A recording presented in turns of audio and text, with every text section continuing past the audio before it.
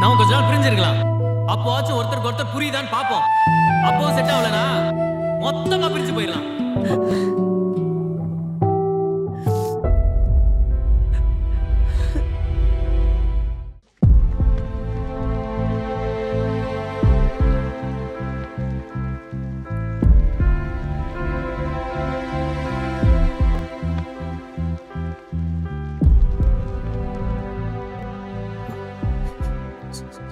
Sorry D.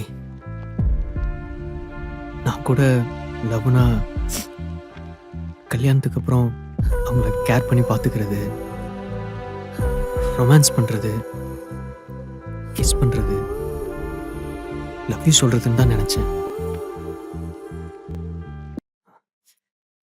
நம்ம ஃப்ரெண்ட்ஸாக இருந்தப்போ கூட நான் உன்னை டார்ச்சர் பண்ணது, நீ என் கூட சண்டை போட்டது, அதெல்லாம் தான் நீ கல்யாணத்துக்கு அப்புறமும் பண்ற. சில பேர் கல்யாணத்துக்கு அப்புறம் லவ்னா என்னன்னு புரிஞ்சுக்காம பிரிஞ்சிடுறாங்க. நம்ம லவ் என்னன்னு எனக்கு இப்பதான் புரிஞ்சுது.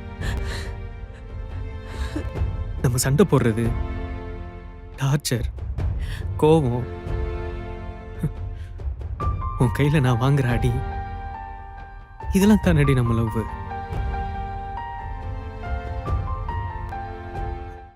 அதெல்லாம் தான் நீ கல்யாணத்துக்கு அப்புறமும் பண்ண. ஆனா நீ ஒரு தடவை கூட என்ன அவாய்ட் பண்ணவே இல்லை. நீ இல்லாம வீடு இப்ப அமைதியா தான் இருக்கு. ஆனா என்னாலதான் நீ இல்லாம இருக்க முடியல.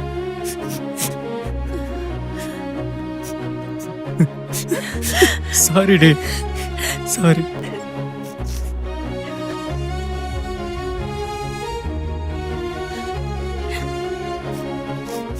டேய், கல்பனா ஆண்டிடா.